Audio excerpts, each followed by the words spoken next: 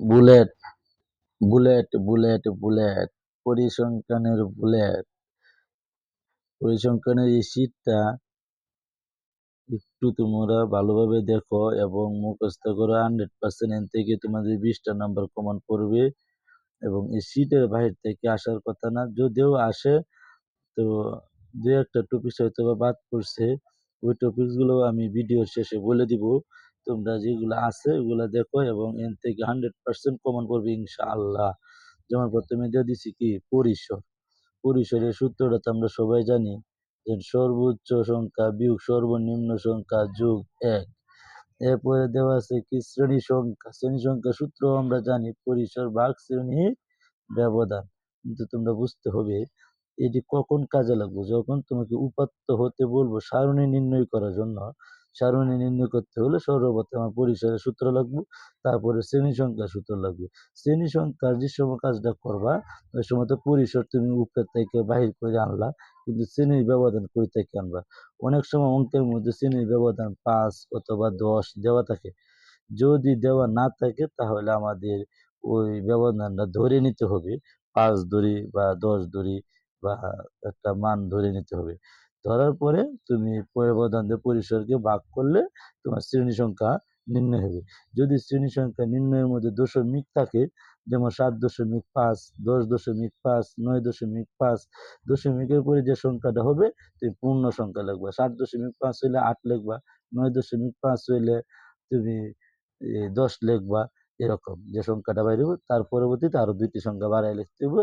কারণ একটি সংখ্যার মধ্যে আমরা নাম লিখবো, একটি সংখ্যার মধ্যে মোট সংখ্যা লিখবো।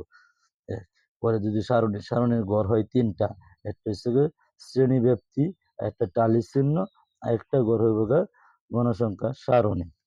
ক্লিয়ার তো? এরপরে দাও, এরপরে কি বলছো তোমার বিন্যস্ত উপাত্তের ক্ষেত্রে মধ্যক।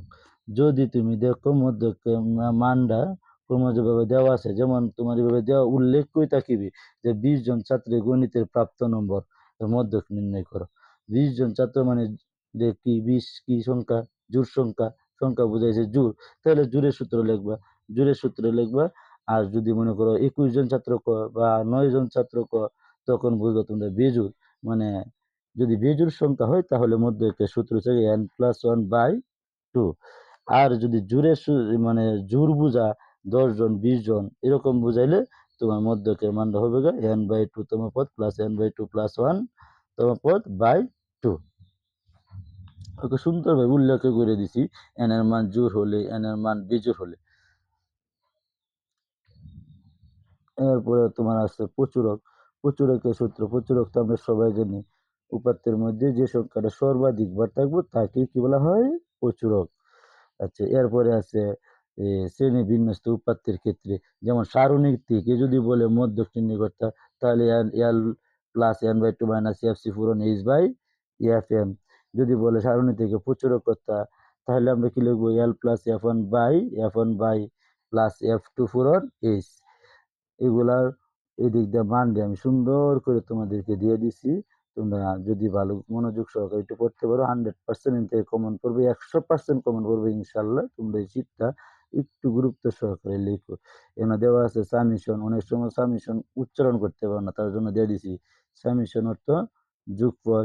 এল এর মান মধ্যক বা প্রচুরক শ্রেণীর নিম্ন সীমা মানে ছোট মানটা, এন এর মান মোট গণসংখ্যা, সব এভাবে আমি বিস্তারিত বলে দিছি। তোমরা শীটটা একটু সুন্দর করে পড়ো এবং দেখো। এরপরে দেওয়া আছে তোমার সরাসরি গড়। সরাসরি গড় করলে তো তোমরা এগুলা 5 থেকে পড়ে আসছো, 4 থেকে পড়ে আসছো। উপাত্ত সময় সমষ্টি ভাগ উপাত্তগুলোর সংখ্যা। এরপরে দেওয়া আছে তোমার গাণিতিক গড়। গাণিতিক গড়ের সূত্র কি? Summation FI UI by N. Summation FI UI by N. গাণিতিক গড়ের গড় কয়টা হয়? গাণিতিক গড়ের গড় হবে 4টা। গড় বলতে কিন্তু মনে রাখতে হবে তোমাদের, অনেক সময় তোমরা গড় মনে রাখতে পারো না কয়টা গড় হয়। গাণিতিক গড়ের গড় কয়টা হবে? 4টা। কি কি? শ্রেণী ব্যাপ্তি, এরপরে কি বেরোবো? মধ্যমান, এরপরে কি হবে? গণসংখ্যা, এরপরে কি হইব? শ্রেণী ব্যাপ্তি পূরণ গণসংখ্যা মানে এফআই পূরণ এক্সআই। দেখো এই দিকে আমি উল্লেখ করে দিছি কোনটাকে এফআই ধরবা কোনটাকে এক্সআই ধরবা। এরপরে সংক্ষিপ্ত পদ্ধতিতে গড়। সংক্ষিপ্ত পদ্ধতিতে গড়ের সূত্রটা a প্লাস সামেশন f(i)(y)/n পূরণ h। এবার ধাপ বিচ্যুতি বাইর করবা। এরপরে শ্রেণীর মধ্যমান অনেক ইম্পর্টেন্ট, সংক্ষিপ্ত প্রশ্নের জন্য শ্রেণীর মধ্যমান অনেক ইম্পর্টেন্ট। শ্রেণীর সর্বোচ্চ মান যোগ সর্বনিম্ন মান ভাগ কত হইব 2। এরপরে অনেক সময় আয়ত্ত বলে, আয়ত্ত তো তোমরা কয়টা গড় হইব বলতে পারো না, আয়ত্তর কয়টা গড় হবে 3টা। শ্রেণী ব্যাপ্তি বা বিচ্ছিন্ন শ্রেণী সীমা গণসংখ্যা, বহুভুজের গড় হবে 3টা। শ্রেণীর মধ্যমান এবং কি গণসংখ্যা। এরপরে অজীব রেখা, শ্রেণীর উচ্চসীমা ও ক্রমজিত গণসংখ্যা, আয়ত্ত কিভাবে লিখবো এটা একটু উল্লেখ করে দিয়ে দিচ্ছি। অনেক ইম্পর্টেন্ট শীটটা, বুলেট পৃষ্ঠা 2 অনেক ইম্পর্টেন্ট। একটু সুন্দর করে পড়তে পারলে তোমরা 100% থেকে কমন পড়বে ইনশাআল্লাহ।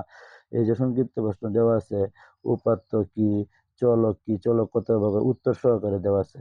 তারপরে কেন্দ্রীয় প্রবণতা কাকে বলি, কেন্দ্রীয় প্রবণতা কত প্রকার ও কি কি, এবারে গণসংখ্যা সারণী কিভাবে, এবার নমুনা প্রশ্ন কিভাবে আসবে পরীক্ষার মধ্যে। দেখো প্রথম কর মধ্যে এটির বাহিরে আসার কথা না।